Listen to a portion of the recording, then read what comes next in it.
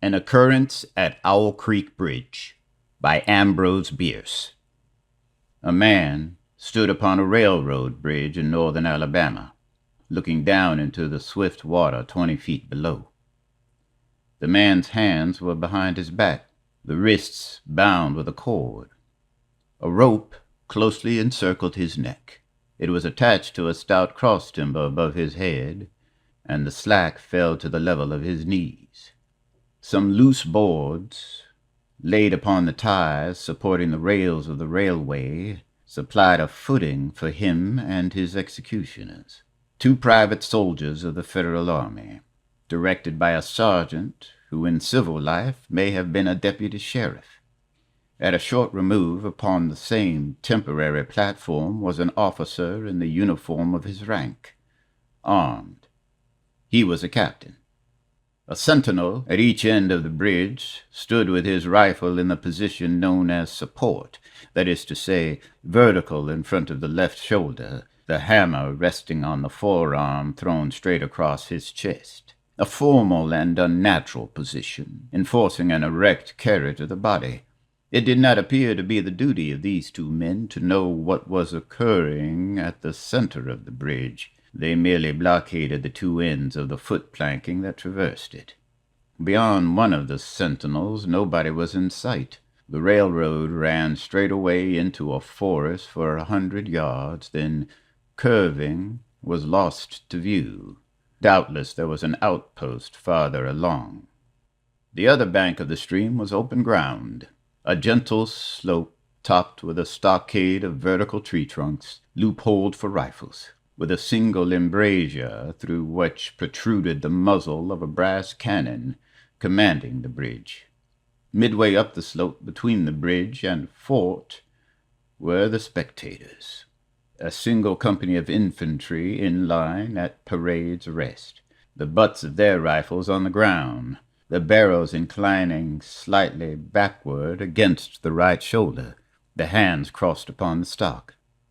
A lieutenant stood at the right of the line, the point of his sword upon the ground, his left hand resting upon his right. Excepting the group of 4 at the center of the bridge, not a man moved. The company faced the bridge, staring stonily, motionless. The sentinels facing the banks of the stream might have been statues to adorn the bridge.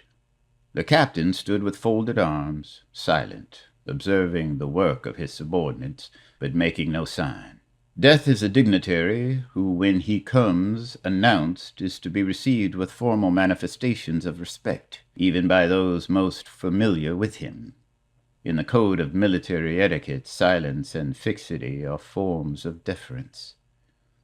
The man who was engaged in being hanged was apparently about 35 years of age. He was a civilian, if one might judge from his habit, which was that of a planter. His features were good, a straight nose, firm mouth, broad forehead, from which his long, dark hair was combed straight back, falling behind his ears to the collar of his well-fitting frock coat. He wore mustache and pointed beard, but no whiskers. His eyes were large and dark gray, and had a kindly expression which one would hardly expect in one whose neck was in the hemp. Evidently this was no vulgar assassination. The liberal military code makes provision for hanging many kinds of persons, and gentlemen are not excluded. The preparations being complete, the 2 private soldiers stepped aside and each drew away the plank upon which he had been standing. The sergeant turned to the captain, saluted, and placed himself immediately behind that officer, who in turn moved apart 1 pace. These movements left the condemned man and the sergeant standing on the 2 ends of the same plank, which spanned 3 of the cross ties of the bridge. The end upon which the civilian stood almost, but not quite, reached a 4th. This plank had been held in place by the weight of the captain. It was now held by that of the sergeant. At a signal from the former, the latter would step aside, the plank would tilt, and the condemned man go down between 2 ties. The arrangement commended itself to his judgment as simple and effective. His face had not been covered, nor his eyes bandaged. He looked a moment at his unsteadfast footing, then let his gaze wander to the swirling water of the stream racing madly beneath his feet. A piece of dancing driftwood caught his attention, and his eyes followed it down the current. How slowly it appeared to move. What a sluggish stream. He closed his eyes in order to fix his last thoughts upon his wife and children. The water touched to gold by the early sun, the brooding mists under the banks at some distance down the stream, the fort, the soldiers, the piece of driftwood, all had distracted him. And now he became conscious of a new disturbance.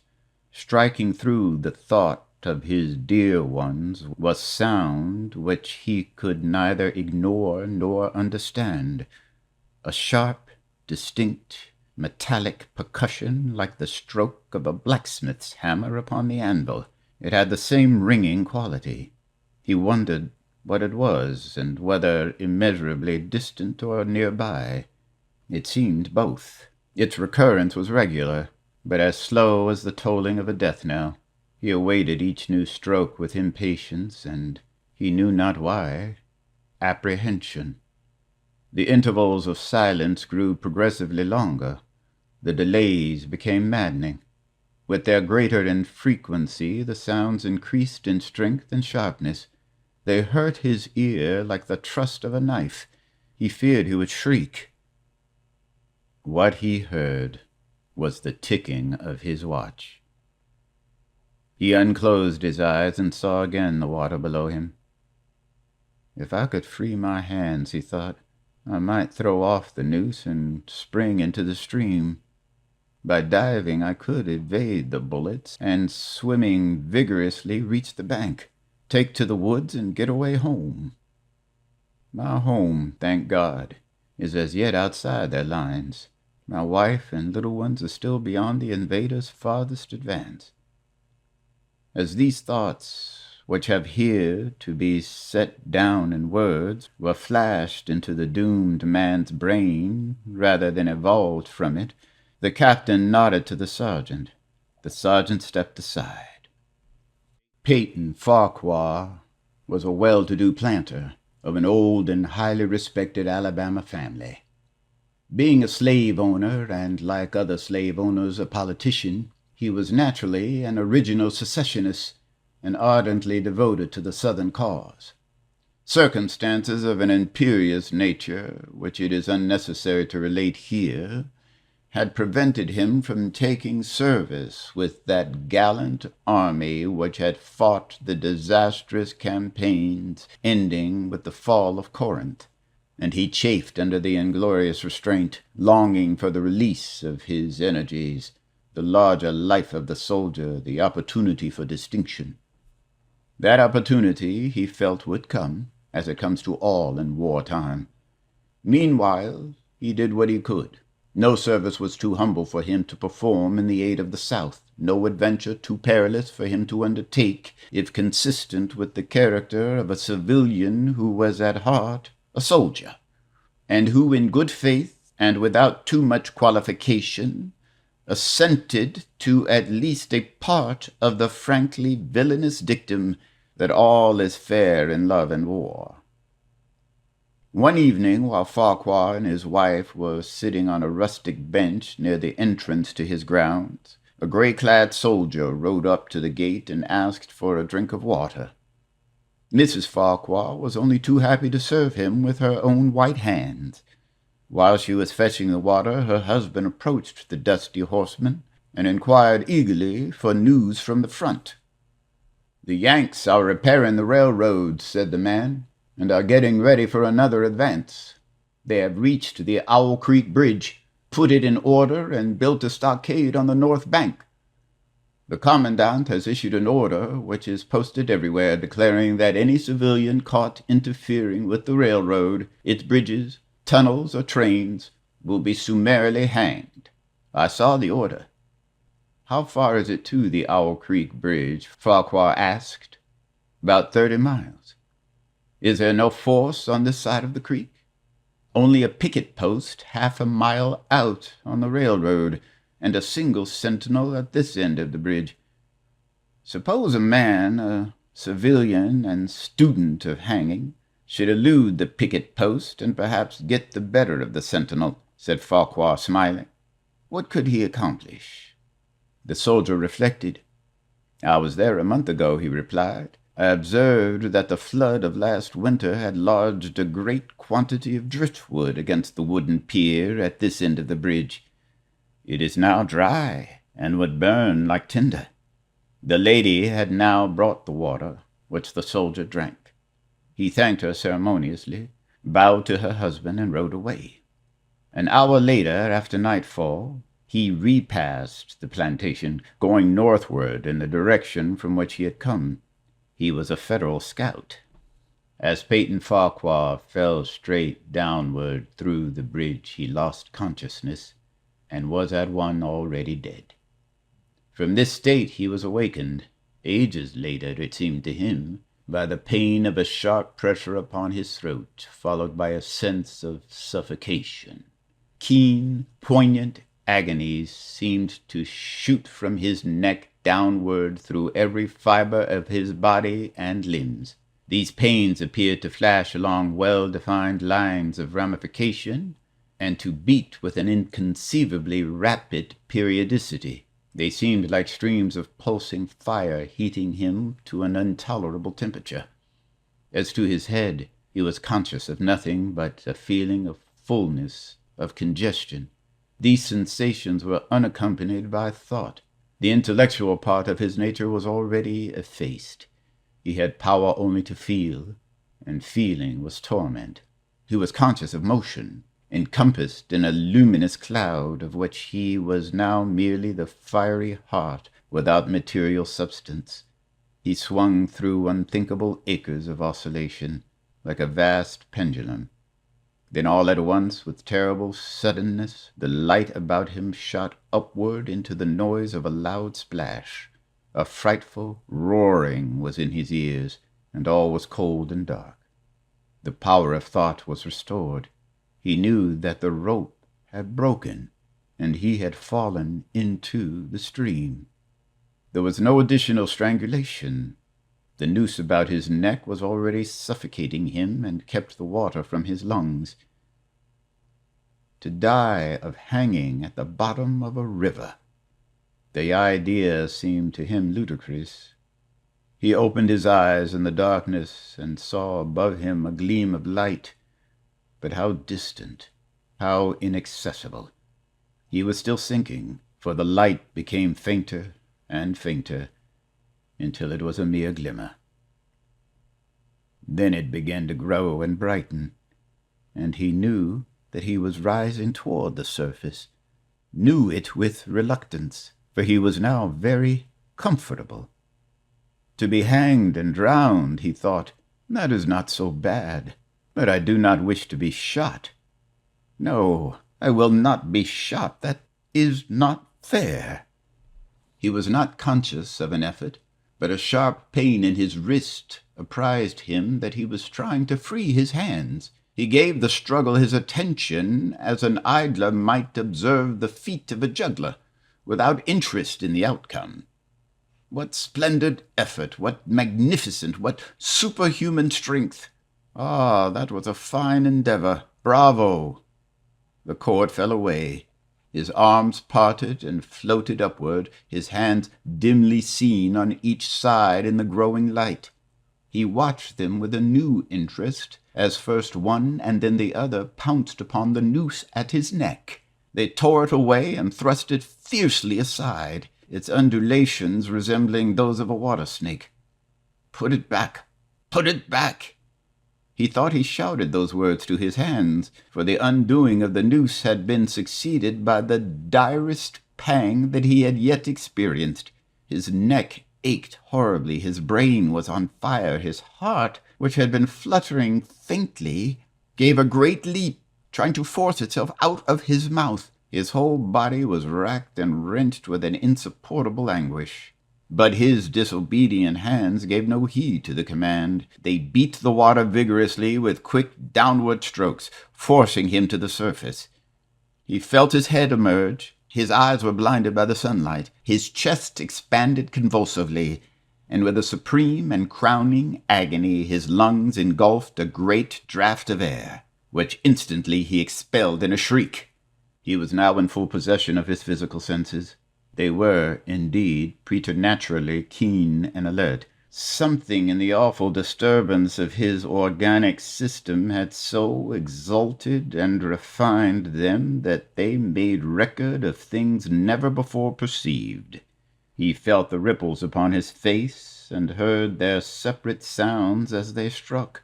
He looked at the forest on the bank of the stream, saw the individual trees and leaves and the veining of each leaf.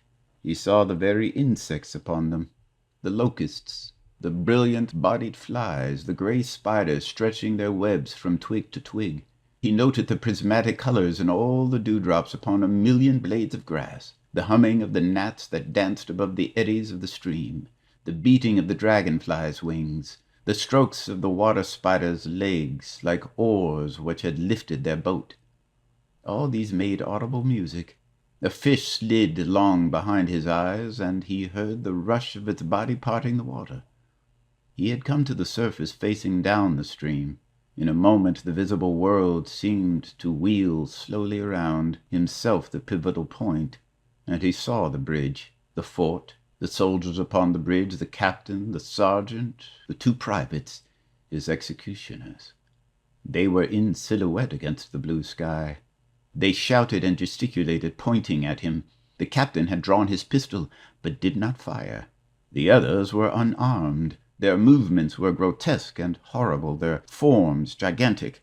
Suddenly he heard a sharp report, and something struck the water smartly within a few inches of his head, splattering his face with spray. He heard a second report, and saw one of the sentinels, with his rifle at his shoulder, a light cloud of blue smoke rising from the muzzle. The man in the water saw the eye of the man on the bridge gazing into his own through the sights of the rifle. He observed that it was a gray eye, and remembered having read that gray eyes were keenest, and that all famous marksmen had them. Nevertheless, this one had missed.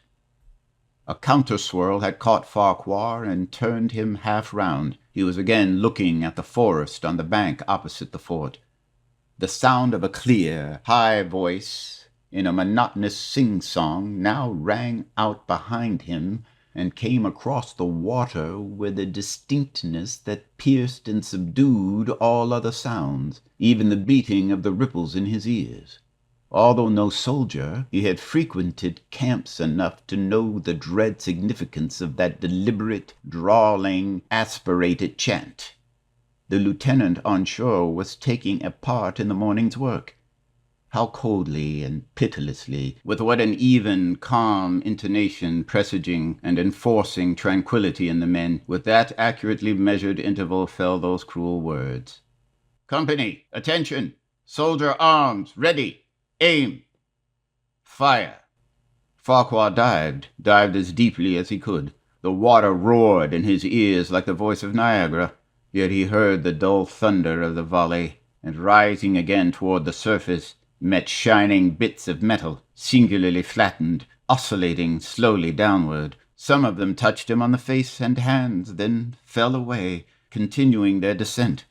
One lodged between his collar and neck. It was uncomfortably warm, and he snatched it out. As he rose to the surface, gasping for breath, he saw that he had been a long time under water. He was perceptibly farther downstream, nearer to safety. The soldiers had almost finished reloading. The metal ramrods flashed all at once in the sunshine as they were drawn from the barrels, turned in the air, and thrust into their sockets. The two sentinels fired again, independently and ineffectually. The hunted man saw all this over his shoulder. He was now swimming vigorously with the current. His brain was as energetic as his arms and legs. He thought with the rapidity of lightning. The officer, he reasoned, will not make that martinet's error a second time.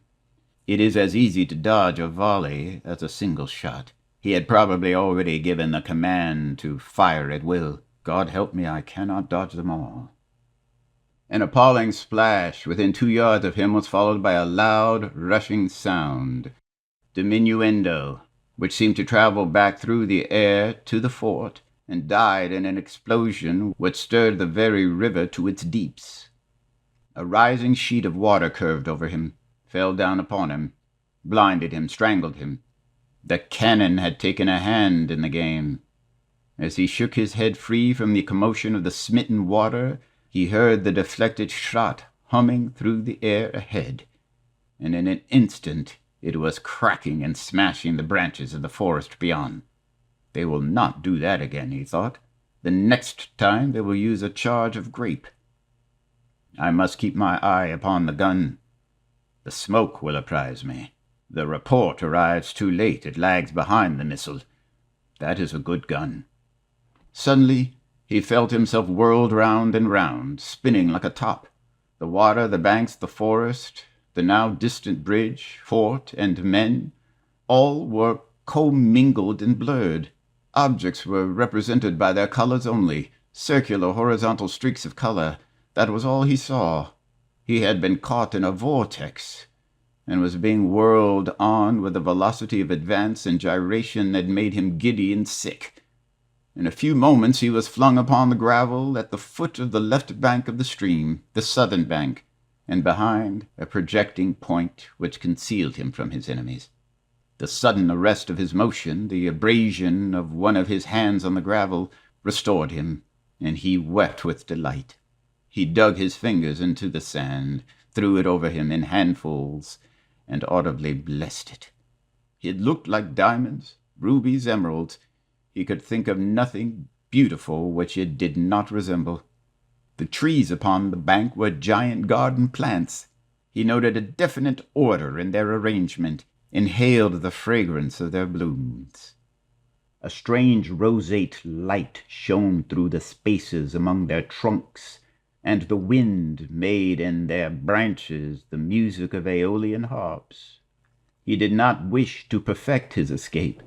He was content to remain in that enchanting spot until retaken. A whiz and a rattle of grape-shot among the branches high above his head roused him from his dream. The baffled cannoneer had fired him a random farewell. He sprang to his feet, rushed up the sloping bank, and plunged into the forest. All that day he traveled, laying his course by the rounding sun. The forest seemed interminable. Nowhere did he discover a break in it, not even a woodsman's road. He had not known that he lived in so wild a region. There was something uncanny in the revelation. By nightfall he was fatigued, footsore, famished. The thought of his wife and children urged him on. At last he found a road which led him in what he knew to be the right direction. It was as wide and straight as a city street, yet it seemed untraveled. No fields bordered it, no dwelling anywhere. Not so much as the barking of a dog suggested human habitation. The black bodies of the trees formed a straight wall on both sides, terminating on the horizon in a point like a diagram in a lesson on perspective. Overhead, as he looked up through this rift in the wood, shone great golden stars looking unfamiliar and grouped in strange constellations. He was sure they were arranged in some order which had a secret and malign significance. The wood on either side was full of singular noises, among which, once, twice, and again, he distinctly heard whispers in an unknown tongue. His neck was in pain, and lifting his hand to it found it horribly swollen. He knew that it had a circle of black where the rope had bruised it. His eyes felt congested. He could no longer close them. His tongue was swollen with thirst. He relieved its fever by thrusting it forward from between his teeth into the cold air.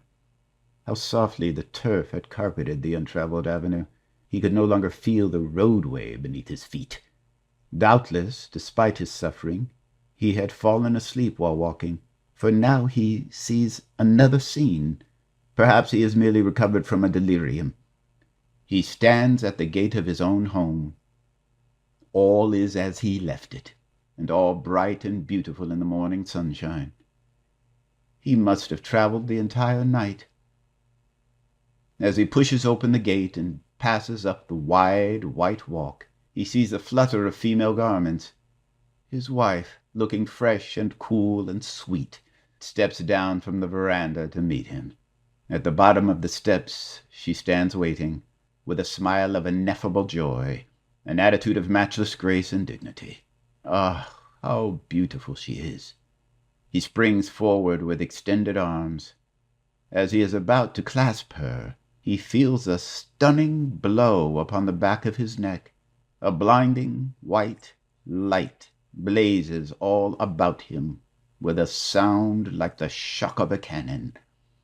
Then all is darkness and silence. Peyton Farquhar was dead. His body, with a broken neck, swung gently from side to side beneath the timbers of the Owl Creek Bridge.